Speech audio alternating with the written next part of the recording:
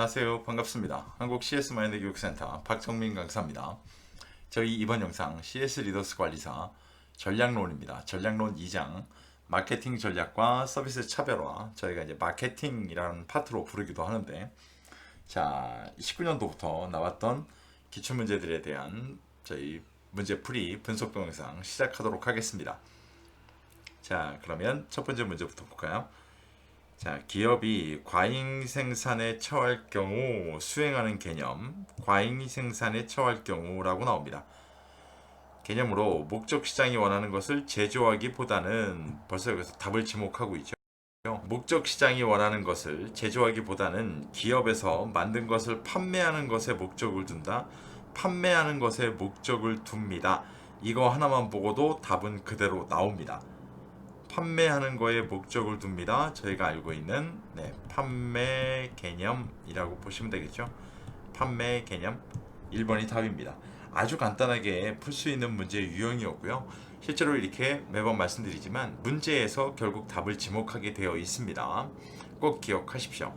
목적 시장이 원하는 것을 제조하기보다는 기업에서 만든 것을 판매하는 것에 목적을 두고 있습니다.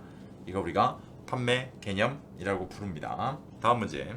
코틀러가 제시한 시장 세분화의 요건 중 실질성이라고 얘기합니다. 저희가 실질성이다 라고 얘기가 되면은요, 간단하게 물건을 갖다 판매한다고 봤을 때 시장이 그만큼 큰가요? 시장의 크기 또는 수익성과 또는 가치가 얼마나 보장될 수 있나요? 쉽게 얘기해서 저희가 물건을 갖다 판매한다고 봤을 때 이게 얼마나 많이 판매가 되고 여기 갖다 판매했을 때 우리가 얼마나 수익을 얻을 수 있나요? 이걸 좀 체크하는 것들이 실질성이라는 것들이에요. 그러면 볼까요? 1번 세분시장을 유인하고 세분시장에 제공할 수 있도록 효과적인 마케팅 프로그램을 수립할 수 있어야 된다. 자, 효과적인 마케팅 프로그램을 수립할 수 있어야 된다. 이게 키워드가 될 거예요. 이걸 저희가 뭐라 불러요? 행동 가능성이라고 부르죠. 행동 가능성. 그죠? 2번 세분 시장의 규모와 구매력 등의 특성이 측정 가능해야 된다. 여기는 지금 측정 가능해야 된다라고 나오잖아요. 이게 결국 뭐예요? 측정 가능성을 얘기합니다. 코틀러가 나눠놓은 구분 기준에 대한 거예요. 세분 시장이 충분히 크거나 수익성과 가치가 보장돼야 됩니다. 위에서 말씀을 드렸죠. 3번이 정답입니다. 4번 하나의 마케팅 믹스 전략에 각각의 세분 시장의 반응이 서로 다르게 나타나야 된다. 서로 다르게 나타나야 된다라는 것만 보면 저희가 차별화 가능성 충분히 다 찾아낼 수 있습니다. 세분 시장이 어떤 특성을 가진 소비자들로 구성되어 있고 이들에게 효과적으로 접근할 방법이 무엇인지 알아야 된다. 접근할 방법이 무엇인지 알 수 있다. 접근할 방법, 저희가 이거 접근 가능성이라고 부릅니다. 자, 코틀러가 나눠놓은 5가지가 전부 다 출제가 됐습니다. 내용들이.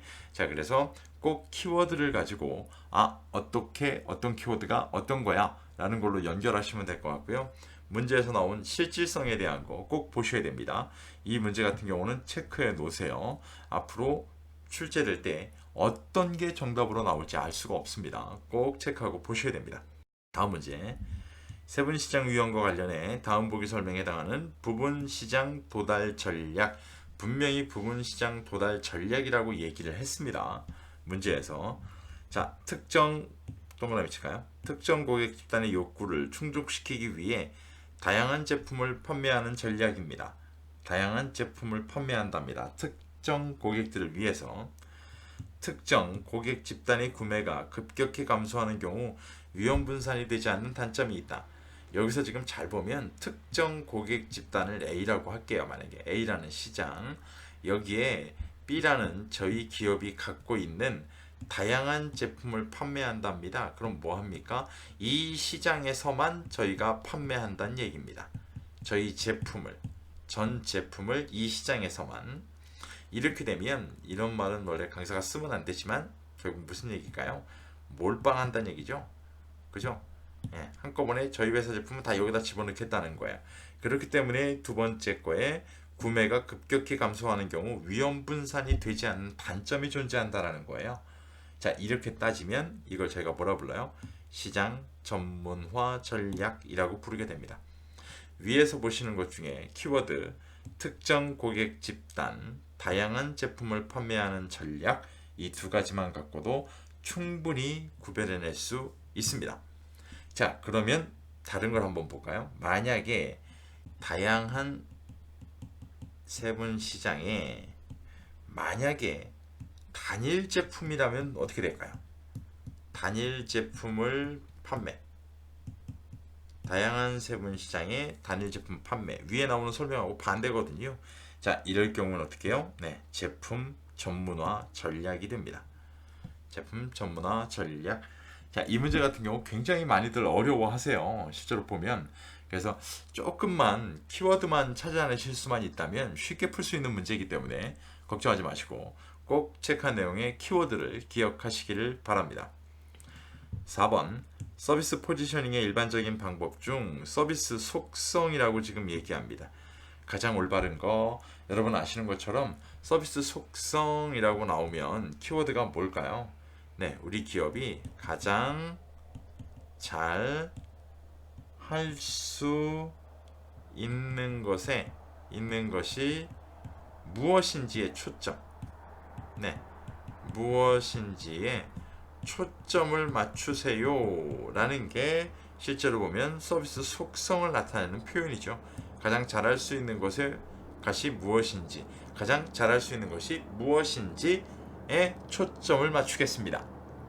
이해가 쉽죠? 자, 이렇게 되면 이 설명이 나와야 되겠죠. 1번, 가격 대 품질 관계에 초점을 맞추는 방식이다. 이건 뭐라 부를까요, 저희가? 네, 이걸 우리가 가격 또는 품질 관계라는 걸로 얘기를 합니다. 1번. 자, 2번. 자신의 경쟁사와 비교하여 포지셔닝하는 방법입니다. 2번은 저희가 간단하게 알고 계시는 경쟁사입니다. 3번. 기업이 가장 잘할 수 있는 것이 무엇인지에 초점을 맞추는 방법입니다. 3번이 맞겠죠? 4번. 특정한 계층의 사용자에 초점을 맞추어 서비스를 포지셔닝하는 방법이다. 자, 이게 서비스 이용자죠. 서비스 이용자. 자, 이 서비스 이용자는 꼭 좀 기억하셔야 돼요.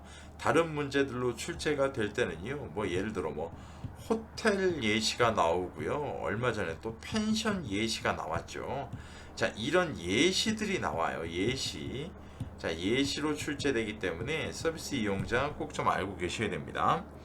제공되는 서비스가 어떻게 사용되고 적용되는가에 초점을 맞추는 방법입니다. 이걸 뭐라 부를까요? 자, 저희가 서비스 용도라고 불러요. 서비스 용도. 자, 이렇게 나누시면 이 문제도 손쉽게 풀이가 가능한 문제 유형이었습니다.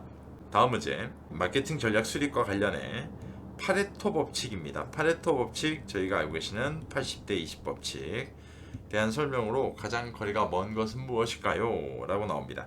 한번 읽어볼까요? 1번, 소비자 행동론의 기초한 이론인 파레토 최적의 개념이다. 맞을까요? 네, 맞아요, 이거. 2번, 총 매출의 80%는 20%의 고액 구매 고객으로부터 나온다는 법칙이다. 맞죠? 대부분의 현상이 중요한 소수에 의해 결정된다. 중요한 소수 맞습니다. 4번, 인기 상품이나 주력 상품에 집중하는 획일적 사고에서 벗어나. 자, 획일적 사고에서 벗어나는 무슨 얘기일까요? 흔히 알고 계시는 역파레토 법칙 또는 롱테일 법칙을 설명하는 중요 키워드 중에 한 가지입니다. 획일적 사고에서 벗어나 다양한 가능성에 눈을 뜰 수 있는 계기가 되었다. 4번이 잘못된 설명입니다. 롱테일 법칙을 지금 설명하고 있기 때문에 자, 이 키워드는 파레토 법칙에 해당하지가 않죠. 오히려 파레토 법칙은 선택과 집중이죠. 선택과 집중이라는 키워드가 나오면 파레토 법칙입니다. 저희 새롭게 한 가지 배웁니다. 획일적 사고에서 벗어날 수 있습니다. 롱테일 법칙. 선택과 집중. 왜 그러냐면 중요한 소수기 때문에요. 중요한 소수. 자, 이렇게 따지면 이걸 파레토 법칙 이렇게 이해하시면 될 것 같습니다. 자, 다음 문제로 가겠습니다. 6번 수잔 키비니 교수가 제시한 고객 이탈 유형 얘기합니다.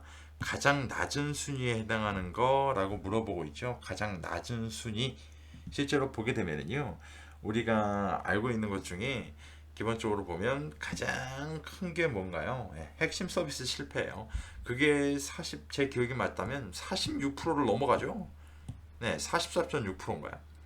약간 정확하진 않은데 44.6%인지 46점 몇 프로인지가 있는데 이게 핵심 서비스 실패예요. 네, 핵심 서비스 제공 실패. 이거 정확치 않게 쓰는 이유는 찾아보시라는 거예요. 네, 좋게 해석하겠습니다. 핵심 서비스 제공 실패인데 그럼 가장 낮은 순위는 뭐냐는 거죠. 가장 낮은 순위는 아시겠지만 6.2%예요. 6.2%는 뭘까요? 네, 불가피한 상황이에요. 이게 6.2% 정도 차지합니다. 자, 이 불가피한 상황이라는 얘기는 무슨 얘기일까요? 간단하게 내 자의적이 아닌 경우도 있다라는 거예요. 이 가는 매장이 문을 닫아버린다든가 또는 뭐 문을 닫아 이전을 했다든가 어디 멀리 그렇게 될 경우에는 갈 방법이 없어지잖아요 이제.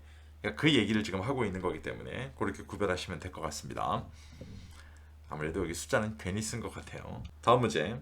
서비스 실패 처리에서 고객이 기대하는 공정성 유형 중, 자, 공정성 유형을 지금 먼저 얘기하고 있습니다. 공정성 유형은 아시겠지만 첫 번째 어떻게 해요? 네, 결과 공정성.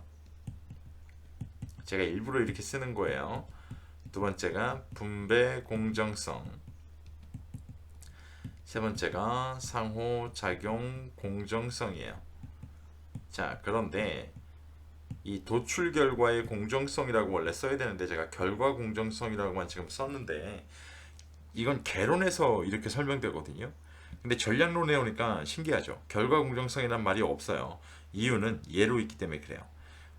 분배적 공정성이 결국 결과 공정성을 의미하는 거예요, 여러분. 이거부터 알고 계세요. 자, 이 세 가지 중에 종사원이라고 벌써 나옵니다. 친절, 배려, 사과 등 서비스 제공자의 응대 태도에 해당하는 거. 자, 서비스 제공자의 응대 태도라고까지 아예 못을 박네요.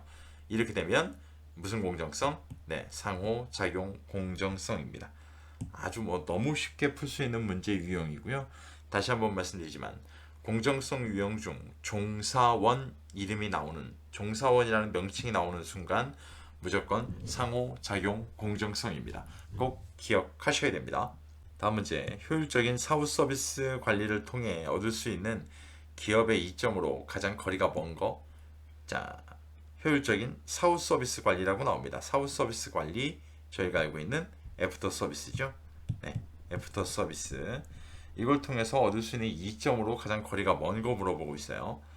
1번. 사후 서비스 관리를 통해 얻을 수 있는 고객의 정보는 기존 제품의 품질 기능 향상에 도움을 줍니다. 맞죠? 이건 분명히. 신제품 개발에 필요한 시간과 비용을 절감해주는 이점이 있다? 맞습니다. 다양한 불편사항이나 불만을 원활한 커뮤니케이션을 통해 분석하여 고객의 니즈와 트렌드를 파악할 수 있게 해준다? 맞죠? 애프터 서비스니까요. 기업으로 하여금 추가적인 수익 창출에 드는 비용과 시간적인 노력을 절감해주는 중요한 역할을 한다? 맞아요, 이것도. 자, 고객 지원에 소모되는 비용을 일체 전환하여 확실한 신규 비즈니스 모델을 개척할 수 있게 해준다? 이렇게 되면 일체 전환한다면 애프터 서비스를 안 하겠다는 얘기인가요? 예, 이렇게 될 수가 없어요. 그리고 이게 안 한다는 얘기가 아니고요. 소모되는 비용을 일체 전환한다라고 지금 나오잖아요. 결국 무슨 얘기예요? 예, 무상 서비스 같은 걸 하지 않겠다는 거예요. 그렇게 되면 거기서 남는 비용을 가져다가 신규 비즈니스 모델을 개척할 수 있다는 건데 이건 쉽게 이렇게만 따지게 되면요, 이건 고객의 등골을 빼먹겠다는 얘기잖아요. 5번이 잘못된 설명이에요. 저희가 알고 있는 꼼수의 방법으로 보면 문제가 이렇게 길었으면 5번부터 봤어야 되는데 뭐 그 방법은 매번 사용하지는 않겠습니다. 자, 다음 문제 보겠습니다. 서비스 마케팅과 관련해 칼 알브레이트가 제시한 거죠. 서비스 삼각형 요소 중 나에 들어갈 내용. 자, 나라면 여기에 있습니다. 기본적으로. 자, 여러분 기억하세요. 서비스 삼각형은 이렇게 그림이 출제되는 경우도 있습니다만 그림이 출제되지 않는다 그러면 여러분이 그림을 그리셔야 됩니다. 제일 쉬운 방법, 무조건 상위 꼭지점 기업, 오른쪽이 고객, 왼쪽이 직원, 종업원이에요. 자, 이래놓고 똑같이 그렸어요. 아예 이래놓고 보면 기업이 고객한테 하는 마케팅, 외부 마케팅. 대표적인 게 뭐가 있을까요? 광고. 기업이 직원한테 하는 마케팅, 내부 마케팅.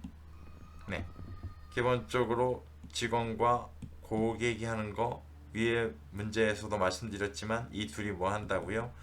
상호작용 마케팅. 네, 상호작용 마케팅뿐만 아니라 이름이 하나 더 있어요. 왜 그러냐면 직원과 고객이 마주서는 상황을 저희가 뭐라 부를까요? MOT라고 부를 수 있잖아요. MOT. 이렇기 때문에 자, 이건 지울까요? 글씨가 좀 이상해서. 네, 이 상황을 MOT라고 저희가 부를 수 있어요. 이러다 보니까 이걸 뭐라고 불러요? 네, 리얼타임 마케팅이라고 부르죠. 리얼타임 마케팅이라고 부릅니다.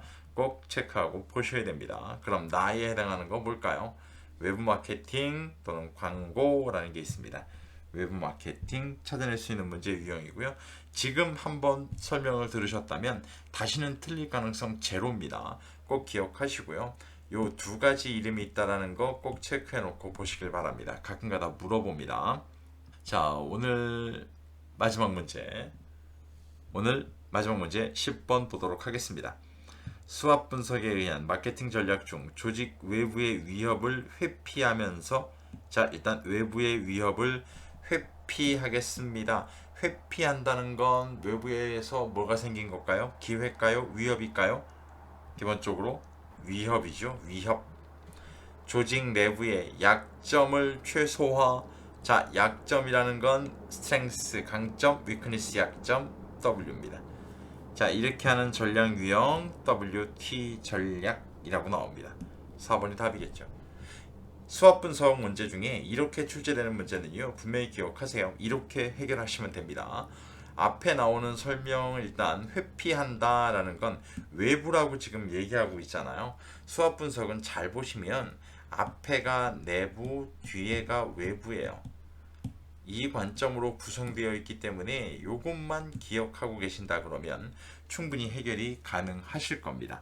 충분히 쉽게 풀 수 있는 문제 유형이었고요. 오늘 10번까지 풀어보셨는데 이 영상이 나는 영상의 설명만으로 충분히 이해가 좀 어렵다 라고 생각하신다면 화면이 바뀌고 있을 텐데요.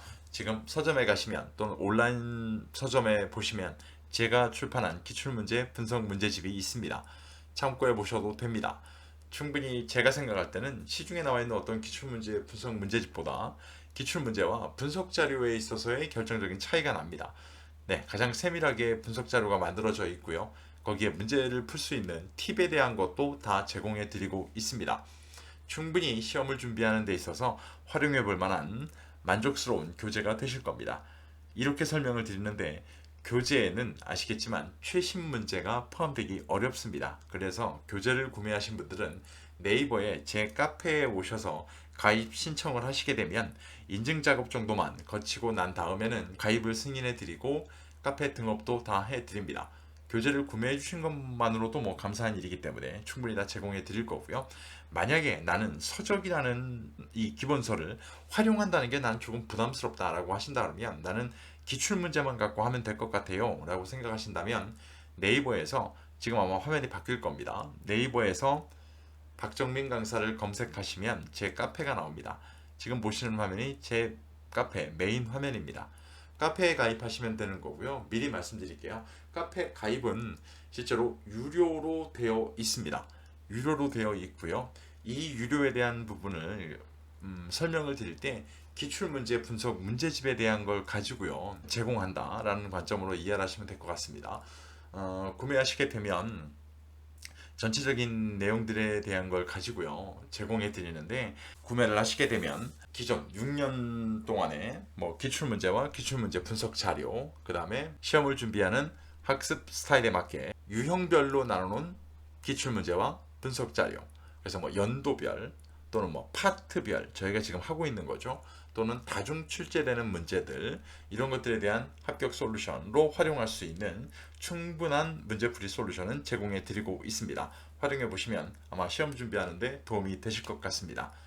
오늘 긴 시간 고생 많이 하셨고요. 오늘 보신 영상과 오늘 안내해 드린 설명들이 나는 시험을 보는데 도움이 좀 되겠다라고 생각을 하신다면 구독과 좋아요, 체크도 꼭 좀 요청드리도록 하겠습니다. 오늘 긴 시간 고생 많이 하셨습니다. 고맙습니다.